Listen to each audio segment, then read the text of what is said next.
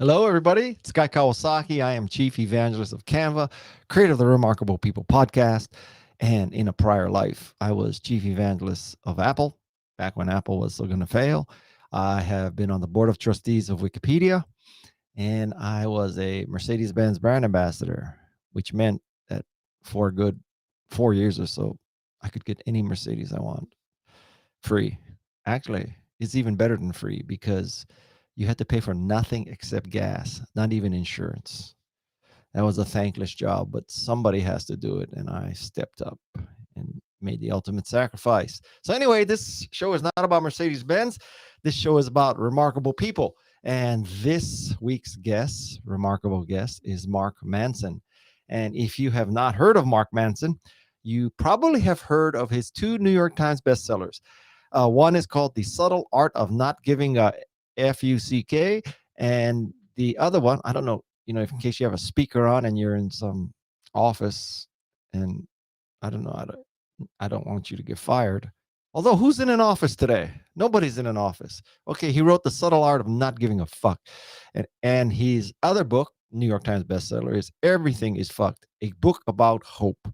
So you may think he's just a profane kind of guy, but he's actually very, very deep. I would say he's an author and philosopher.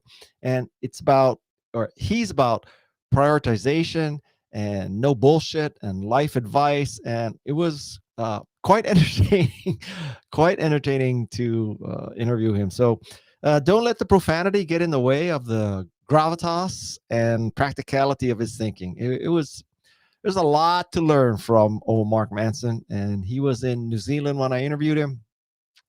So you may even hear his wife typing in the background. And I think for a while they were doing laundry too. So not exactly, being in an NPR studio, but you got to take it how you can get it. So a little ice-breaking question here. Send it in the comments. What is the best life advice you've ever gotten? And our handy dandy producer, Jeff C., is going to get some of those and post them, your answer. And I'll tell you my answer about what's the best life advice you've ever gotten. So some of the things, as you ponder that, some of the things that Mark Manson talks about is why you should actually look for shit sandwiches. The basic line of reasoning is if you look for shit sandwiches and you love doing what it takes to do a shit sandwich, you may have found what truly interests you and what's truly your passion. So let me tell you something. There's lots of things about making a podcast. It is a shit sandwich. And so I love podcasting. So I love shit sandwich podcasting. So there's one. And second thing Mark discussed is that basically people can give a fuck about only 2 to 3 or 4 things. So keep that in the back of your mind. And he also believes that, actions create passion as opposed to passion creating action. So what he means by that is if you take action and you're interested in something, you take action and you get better and better, pretty soon you might be passionate about it. And that's not how most people think. So, Jeff, let's see. You got any interesting responses about the best life advice?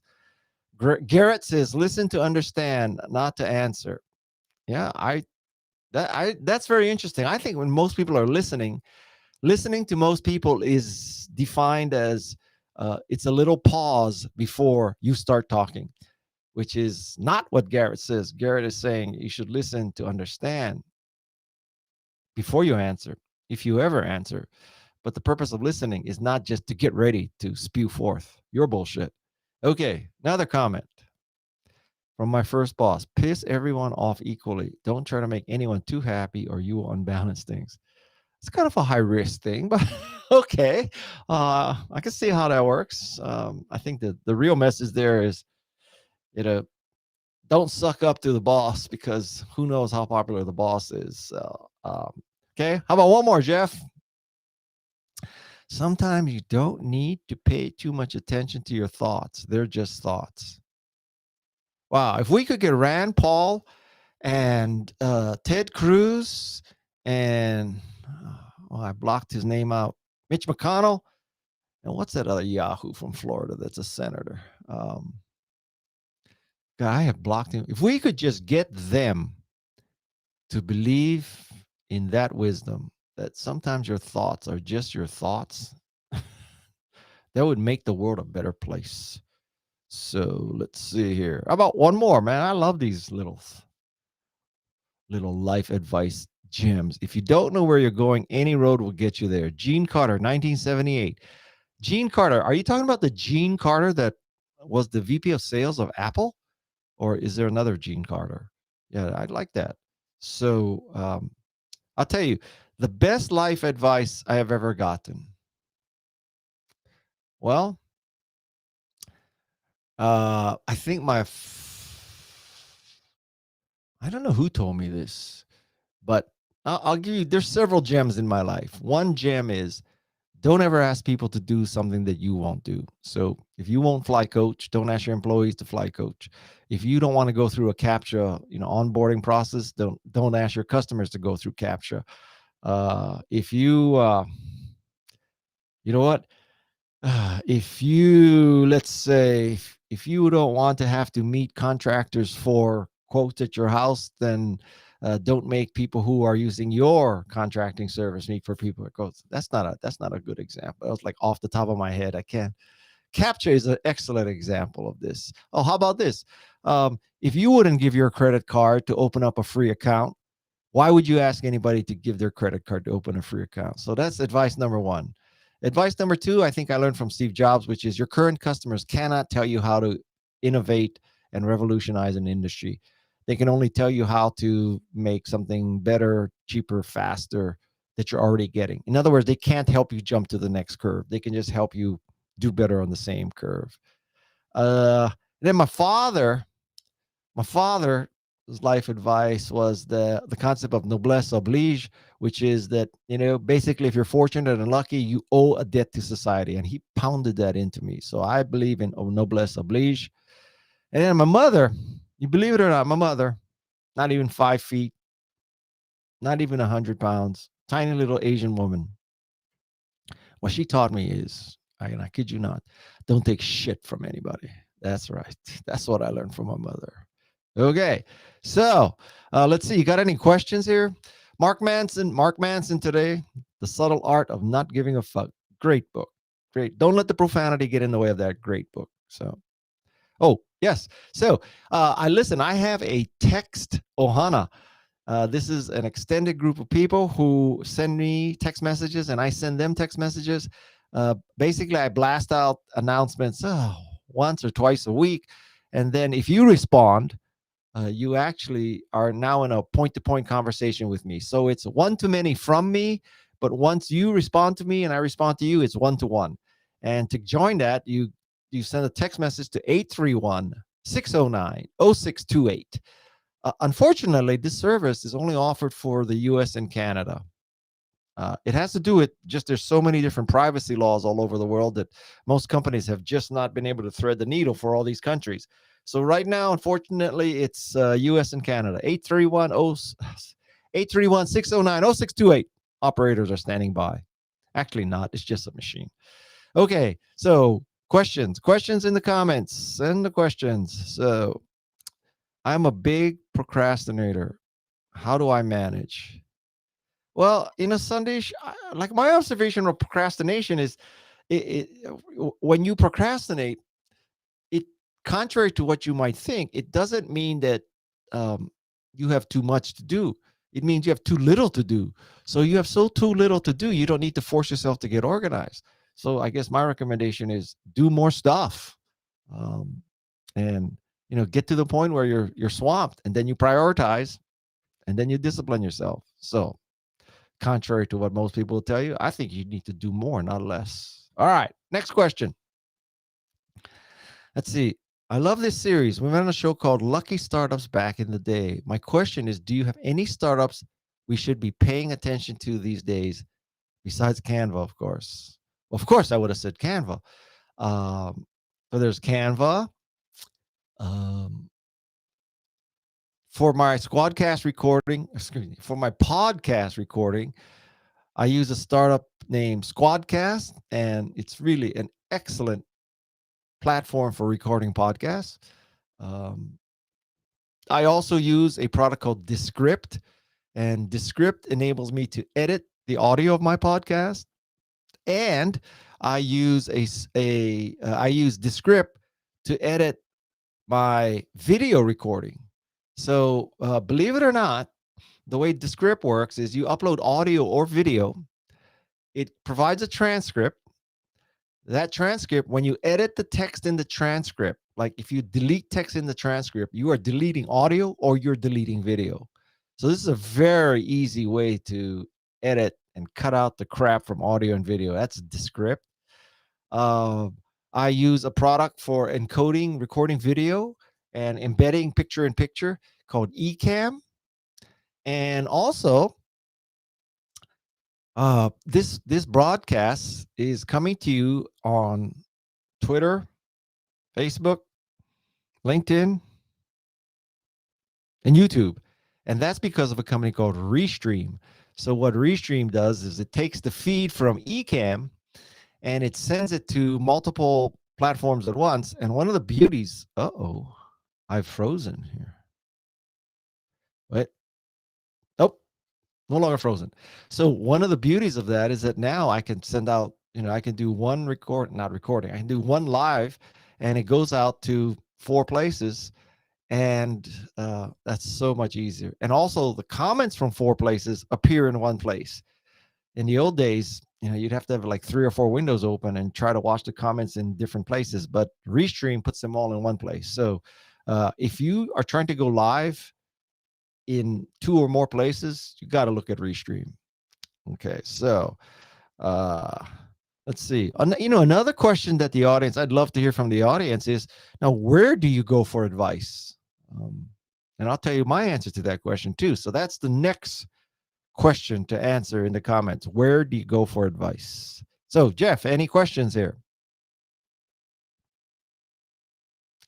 What mic are you using? I am using. Wait a second. This mic is a Heil, Heil PR40. So I hope you're asking because you like the sound, because that'd be a real bummer. Yeah, a Heil PR40. And just FYI, because when you look it up, you'll notice that it is an XLR mic. It is not a USB mic, because real men use XLR mics, not USB mics. So the way this works is Heil PR40 XLR mic goes to Rodecaster Pro. It's one of the multiple outputs on Rodecaster Pro. You can have, let me see, you can have 4 mics, 1 computer, 1 Bluetooth, and 1 iPhone. So you can have 7 different inputs. So theoretically, post-pandemic, you could be sitting around a table and there could be 4 people using mics. So Heil PR40 goes to Rodecaster Pro. The camera is a Sony A6100.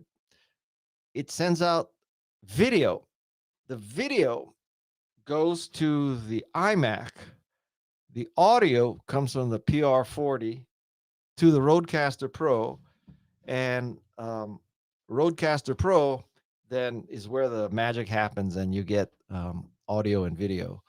And that's the setup. What other questions here?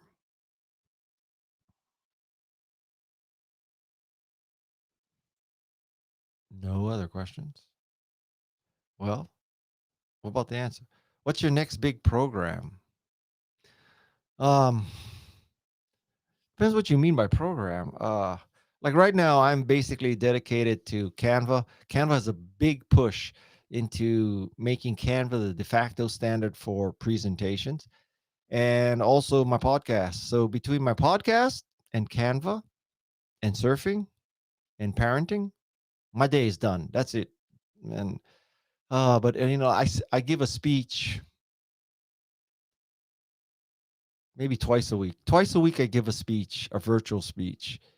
And believe it or not, you might look at that and say, okay, so guys, so what's the big freaking deal? Because from the time you sign on to the time you're done is maybe an hour. The problem is that it sounds like an hour, but it's really not, because there's always at least 2 calls before. So one call is about the content, the briefing. And then there's a second one where there's a tech check. And I swear, for a, let's say, 30-minute virtual appearance, I would say that the number of emails flying back and forth is 50 or 60. So there's 50 or 60 emails per engagement, and I'm doing, let's say, 2 engagements a week. And I have to tell you that, man, it's just hard to keep track of what's going on. And there's so many moving parts, and it's like, what time do you start? Okay, that's the time you start, but what time do you want me to sign on? And do you want the keynote pre-recorded and the Q&A live? Do you want both live? Do you want both pre-recorded? I mean, it's just freaking endless. So I am amazed that I have not screwed up an appearance yet. That is just sheer dumb shit luck. But anyway, and then, let me tell you about Canva for presentations. So I have cut the cord with PowerPoint, and now I purely use Canva for my presentations. And here's the advantage. So with Canva, it's much easier to make beautiful presentations. I mean, beautiful PowerPoint presentation is an oxymoron. Let's face it. Okay, but with Canva, it's trivial. And then with Canva, you can do several things. You can save it to PDF. You can also present it from the browser. You can also record it as a video, and you can also record it as a video, picture in picture. So, why would you do that? So let's say you have, a PowerPoint presentation, and now you put it in Canva instead, and then you use Canva picture in picture with video. And so you could have the background be the presentation. The foreground has a little circle with your face in it. So you're saying, all right, so, this is blah, blah, blah, blah, click, blah, blah, blah, blah, blah, click, blah, blah, blah, blah, blah, click. So the whole thing is like 10 minutes of you explaining 5 slides, hopefully.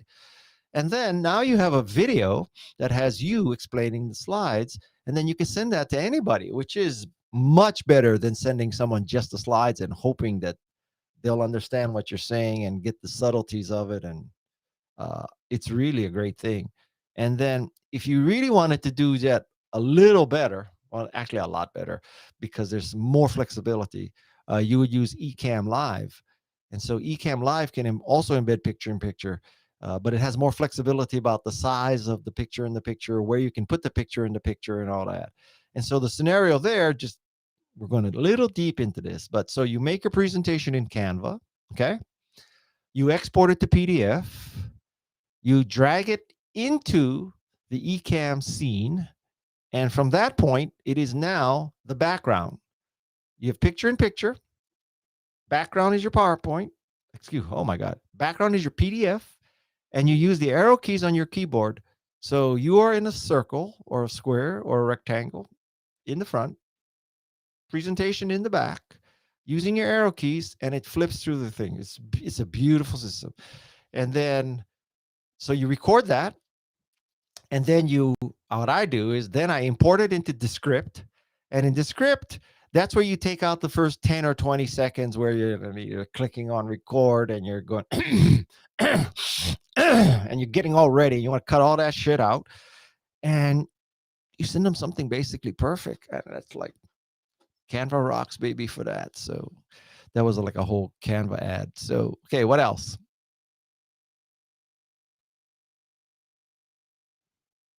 Is it? How do you handle work burnout, especially when you enjoy doing it? That's an interesting question. You could make the case that you never burn out of something you enjoy doing. I guess you just need to take some time off. You need to get away. You need to like clear your mind. For me, that is surfing. So, depending on the tide, I surf between, I don't know if I should admit this, but if the tide is right, I surf 5 hours a day, 2 sessions, 2.5 hours each. If the tide is not right, I surf 2.5 hours a day. If everything goes to pot, then I don't surf at all. But yeah, I spend 2.5 to 5 hours per day in the water. So you'd think I would be better than I am. So that's it. But I also, I want to burst the bubble. This is kind of Mark Manson kind of advice. And Mark Manson, I think, would tell you that, listen, this concept of work-life balance is bullshit. So there's no way to thread the needle of work-life balance. And if you think that's possible, you're setting yourself up for failure. So you just have to come to the conclusion that there are times in your life where there will not be work-life balance. It'll be just work, and there'll be no life. And then there's going to be other times in your life where it's going to be life and no balance. But um, but to think that you can thread the needle and do both for a whole career is, you're deluding yourself. So just, you heard it here first. Work-life balance is bullshit. It ain't going to happen. Not only if you truly want to change the world, anyway. Um, Miriam, I just joined. I didn't follow thread anyway. I was wondering why you decided to go with a podcast.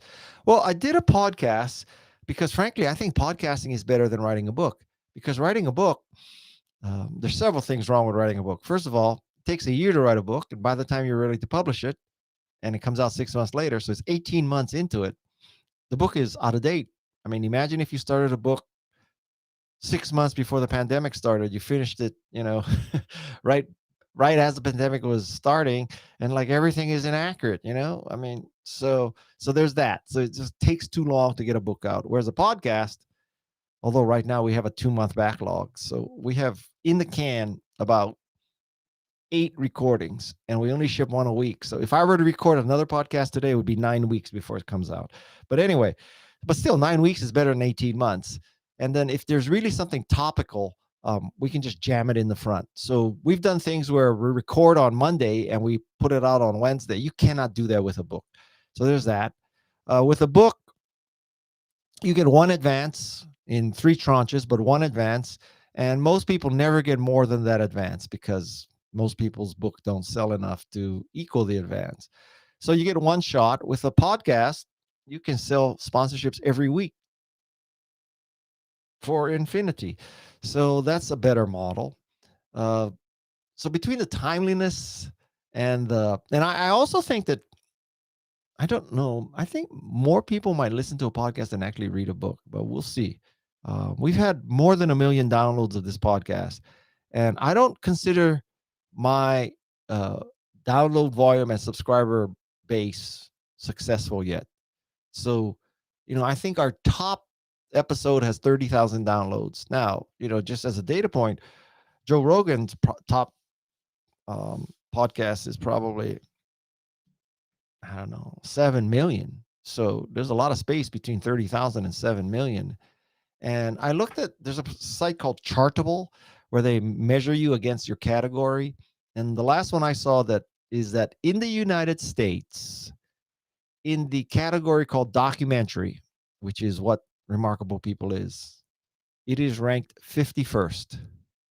So it depends on how you want to look at that. So you can say, oh my God, guy, in the category in the United States of documentaries, you're in the top 100. I look at that and say, what the frick?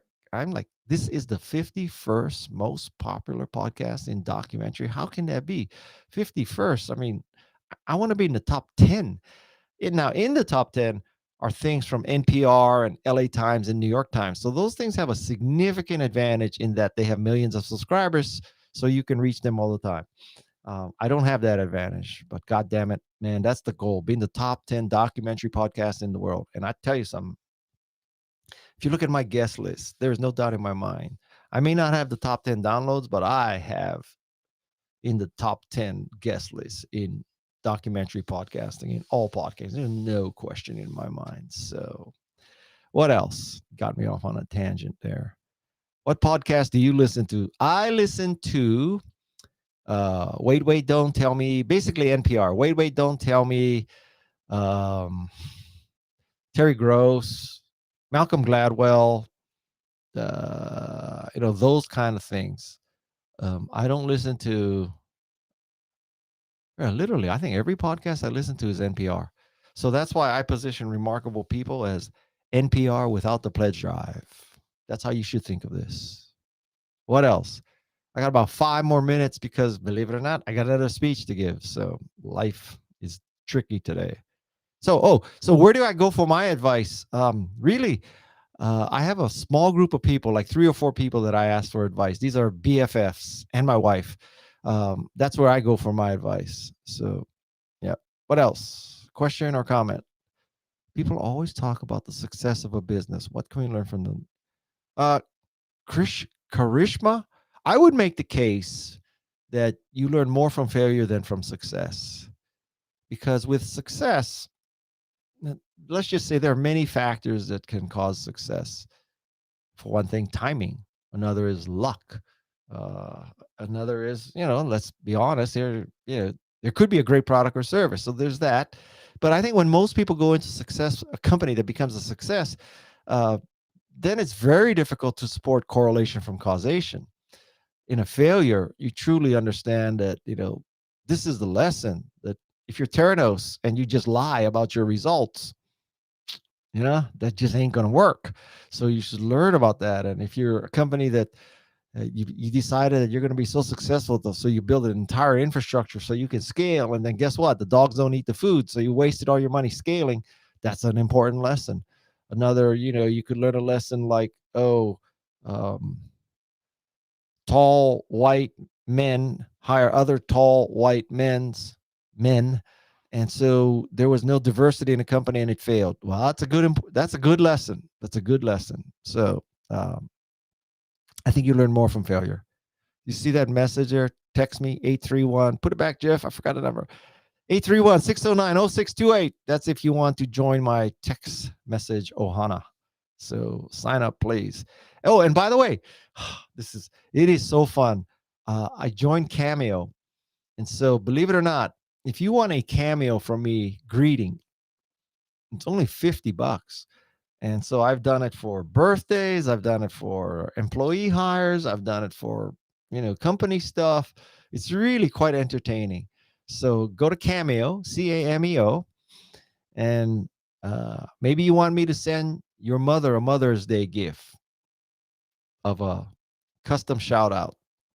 This assumes your mother knows who I am and cares, which is a big assumption. But if you want a Mother's Day cameo from Guy Kawasaki, come on down, baby. Oh my God. CAMEO.com. Go there and look for Guy. All right. So I got to go. I believe it or not. Oh, wait. I listened to your interview with Mark Manson moments ago. You asked, where does he do his best thinking? Where do you do your best thinking?